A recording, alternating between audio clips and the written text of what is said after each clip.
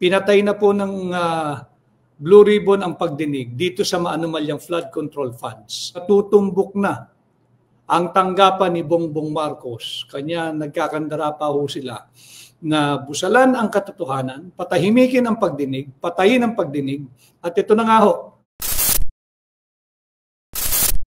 And the nation must know, nagdesisyon, nagpahayag ang Pangulo ng Senado na si Tito Soto na indefinitely suspended, indefinitely canceled. Sa madaling sabi pa, pinatay na po ng Blue Ribbon ang pagdinig dito sa maanumalyang flood control funds, dito sa maanumalyang flood control projects dahil nandun na nga po sa tarangkahan ng Malacanang, sa tarangkahan ng palasyo, natutumbok na ang tanggapan ni Bongbong Marcos. Kanya nagkakandara pa ho sila na busalan ang katotohanan, patahimikin ang pagdinig, patayin ang pagdinig, at ito na nga ho. Dahil sumang-ayon yung mga tutat payaso sa Senado, nag-anunsyo ho si Tito Soto na indefinitely postponed, indefinitely canceled. Nalalaman ko po itong personal sapagkat ganito rin po yung daang tinahak ng ating Korte Suprema. Nakakagalit mga Pilipino sapagkat harap-harapan na po tayong ginagawang mga mangmang. Hindi ho kaaya-ayang balita sapagkat pinatay ang pagdinig sa Blue Ribbon. Naging malinaw ang pahayag ng Presidente ng Senado na indefinite po yung pagkansela o pagsuspindi sa hearing ng Blue Ribbon. Mga kababayan, harap-harapan na po tayong winawalang hiya. Sirang-sira na po ang institusyon. Kaya natin na sinabing pinatay, pagka ang hearing po ay sinabing indefinitely suspended, indefinite nga po yun, walang katiyakan. Napansin ho ninyo, nung nabanggit na, yung pangalan na ayaw ni hindi man mabanggit ng mga senador, yung mga pangalan na ayaw man banggitin ng mga kongresista, except of course for a few, like Senator Dante Marcoleta, na paulit-ulit binabanggit ang pangalan ng taong ito. Nung nabanggit na, yung pangalang Ferdinand Martin Romualdez, di ba? Hindi po nagkaroon ng pagdinig ang Blue Ribbon last week. Bakit? Very damaging na po yung naging direktang pahayag, testimonya at sinumpaang salaysay, whether doon sa isa pang sablay na notary public na binawi bigla yung pirma, napasumpaan naman po nung Orly Gutesa, yung Orly Gutesa, ni Master Sergeant Orly Gutesa, nagkakandara pa na po ang mga alyado ng Malacanang, yung mga tuta at payaso ng Malacanang sa Senado, kung paano pigilan ang pagdinig sa Blue Ribbon. Napag-usapan na rin natin sa live. Maging vigilant po kayo, hindi po kaya ito ng 1, 5, 3 tao, kahit 1,000, 10,000 tao. Kailangan po ito collective effort ng mamamayang Pilipino. Hindi po dapat tayo pumayag na indefinitely suspended ang Blue Ribbon hearing. Last week, pinapalamig nila ang issue, pilit pinapatay para makalimutan nung binanggit na yung tila patron nila na hindi humabanggit-banggit ang pangalan. Nung binanggit na yung pangalan ni Martin Romualdez kung saan nagde-deliver ng mali-maletang pera, ang grupo ng security group ni dating Congressman Saldi, ako bukol ko, di ba? Natakot na po sila ron dahil nasa tarangkahan na po ng Malacanang. Importanteng marinig ko ho yung inyong komento, sana ho mag-engage kayo. Batiin ko lang po muna yung mga nauna. Si Fernan, si Nuj Manansala, watching from Pampanga, si Cecil Vinoya from Baguio City, Larry Espejo, si Lalu_Gonzalez.channel, si Tessie Amanuma from Tokyo, Japan, magandang gabi sa iyo dyan, si Jennifer Apura, si Daisy Digamon Kutin from Kansas, from Riyadh, pala si Lalu_Gonzalez at that channel.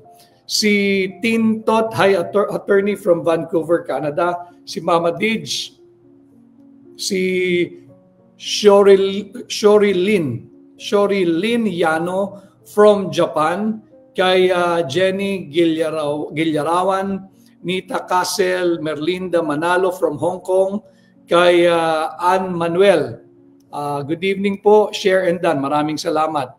Si Juliet Mara from Alberta. Maganda ho na marami tayong kasamang mga kababayan mula sa iba't ibang panig ng mundo at ibang panig ng Pilipinas. Sana ho, ang ating layunin, alam naman na ninyo by now, ay maiangat ang antas ng pampublikong diskurso, yung mga nasa ibang bansa, the advocacy of our social media platform is to elevate the level of public discourse so that in the hope that we will have a more enlightened citizen na mas informed, meron po kayong nalalaman sa mga nagaganap at mga higit na mahalagang usaping panlipunan. Kagaya po ng desisyon ng mga tutat payaso sa Senado na patayin ang pagdinig sa Blue Ribbon na ginagawa at indefinite po yung suspension.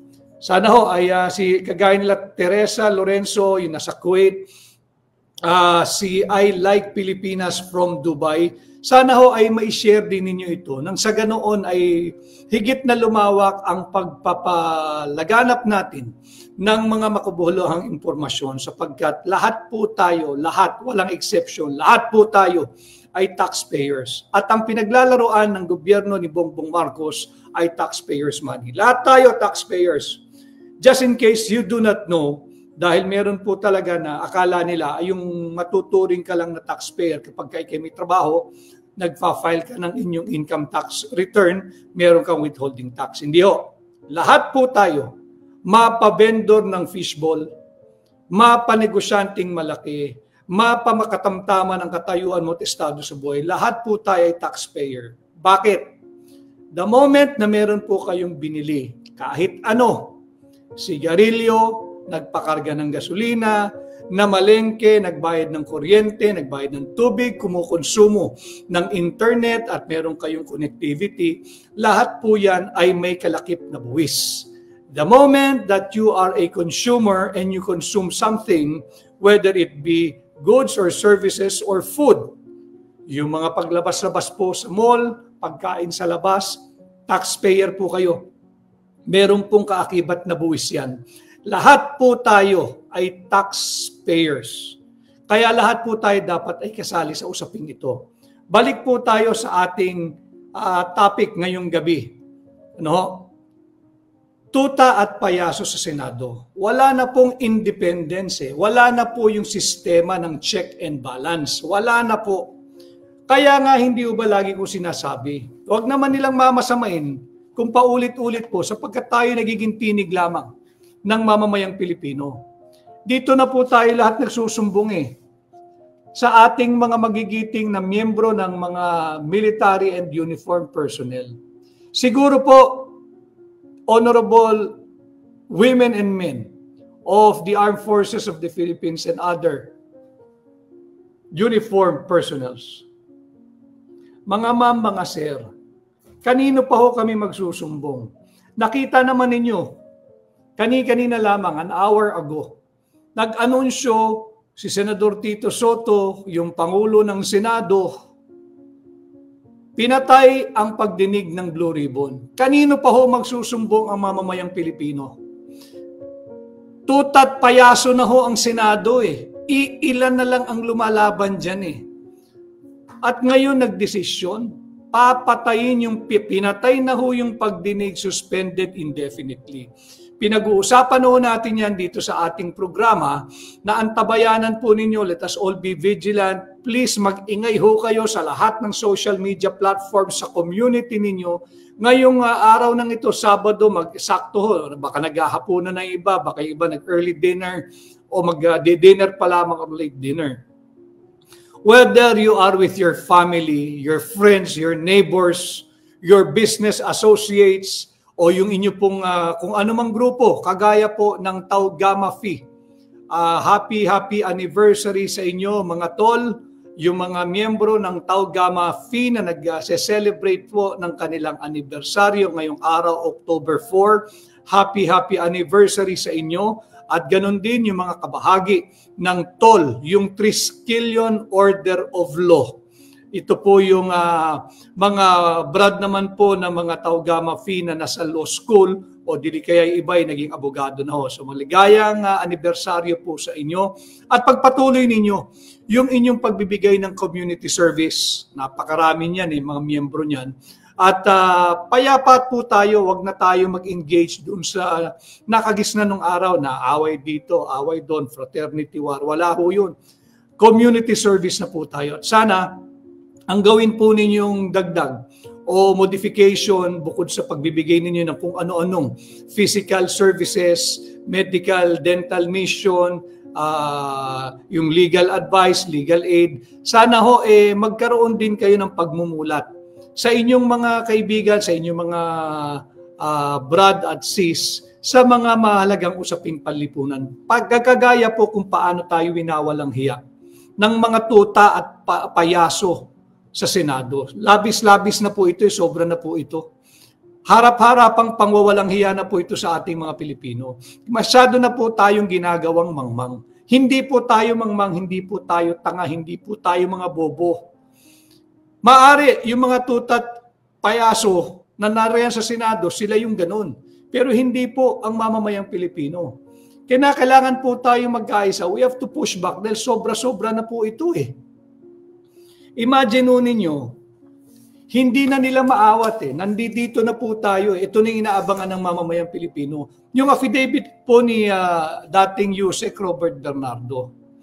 Pinangalanan ni former Marine Master Sergeant Orly Gutesa. Saludo uli sa iyo at sa iyong tropa, Sergeant Gutesa.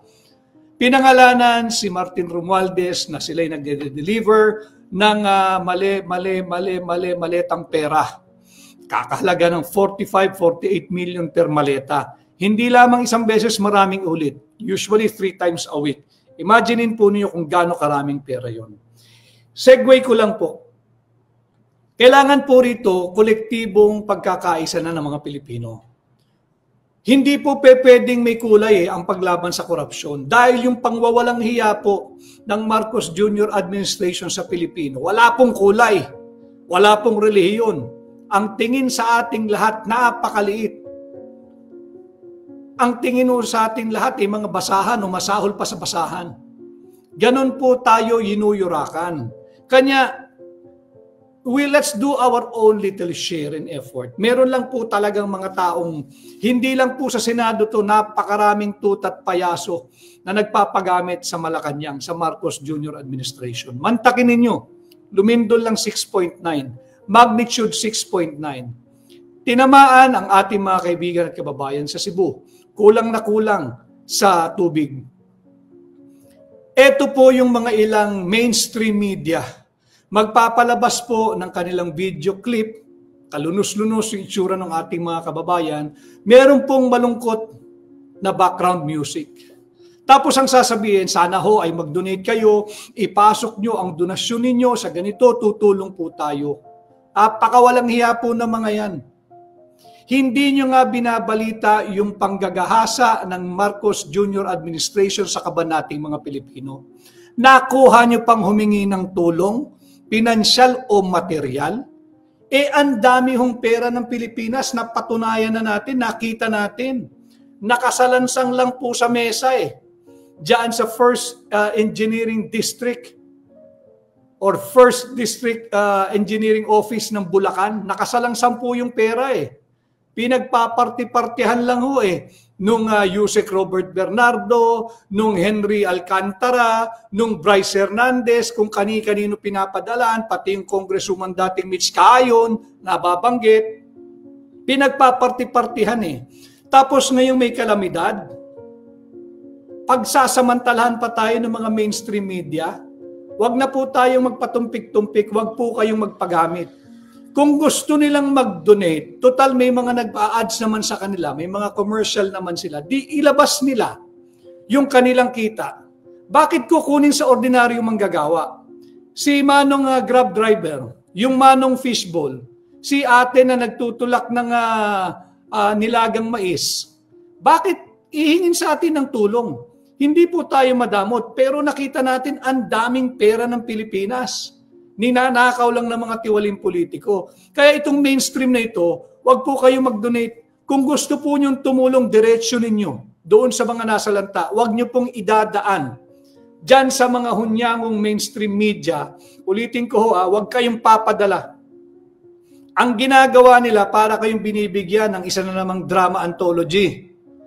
Meron pong mga video clip na kawawa yung ating mga kawawa talaga yung nasalanta ng lindol at ng bagyo. Kawawa talaga. But there is no point na paulit-ulit mong ipalabas tapos meron kang malungkot na background music tapos sasabihin mo, sana hoy magtulong kayo, magbigay kayo ng donasyon ninyo, ang kakapal na mukha ninyo. Ang kakapal na mukha ninyo. Tapos hindi nyo ibabalita yung pagnanakaw ng Marcos Jr. administration. Tapos lalapit kayo sa mga ordinaryong tao, kuba na ho kami kakatrabaho. Hihingan nyo pa? Mga kababayan, wala pong masamang tumulong. I suggest, if you have friends in Cebu, doon nyo po idaan ng diretsyo. It doesn't have to be big. Kaunting tulong, nakakabili ng tubig, toiletries, makakain, ready-to-eat meal, diretsyo nyo po doon. Huwag nyo pong idadaan sa mainstream media. Pasensya na ho kayo, tapatang usapan dahil ginagago na po tayo. Sila po ay kabahagi ng aparato ng pagnanako na nagaganap sa ating bansa ngayon. Hindi ho sila nagbabalita eh. Hindi nga nila mabanggit yung mga pangalan ng mga personalidad. Hindi ba? Hindi nila mabanggit. Kaya huwag po tayong magpagamit. If you want to help, yes. Ganun po naman talaga mga Pilipino matutulungin. Ganun po talaga mga Kristiyano. Ganun po naman talaga mababait na tao. At galing po tayo sa lahing mababait at mararangal, ang lahing Pilipino. Tumulong po kayo by all means, pero idiretsyo nyo na lang po. Please, maghanap kayo ng kakilala. Maghanap kayo ng reputable group down there. Doon po sa ground zero. Huwag nyo pong idadaan diyan sa mga ipokritong mainstream media.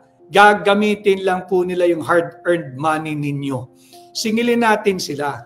Bakit sa pa drama-drama ang gagaling ninyo? Bakit hindi kayo maghatid ng totoong balita? Ano?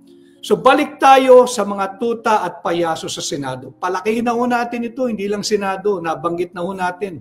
Yung mga nagpapakatuta at nagpapakapayaso na miyembro ng mainstream media. Tingnan din natin paano nila i-handle o i-spin ang balitang ito na pinatay na ni Tito Soto ang pagdinig ng Blue Ribbon hearing. He can deny it for all I care. Siya nag-anunsyo at ang sinabi niya indefinite. Ating mga mahal na miyembro ng ating sandatahan, ang lagi ko sinasabi, you're the armed forces of the people. Yung ating mga kapulisan, pulis ng Pilipinas, pulis ng Pilipino. Kanino pa ho kami magsusumbong? Hindi ba? Umaasa ang milyon-milyong Pilipino. Mahigit sa mayorya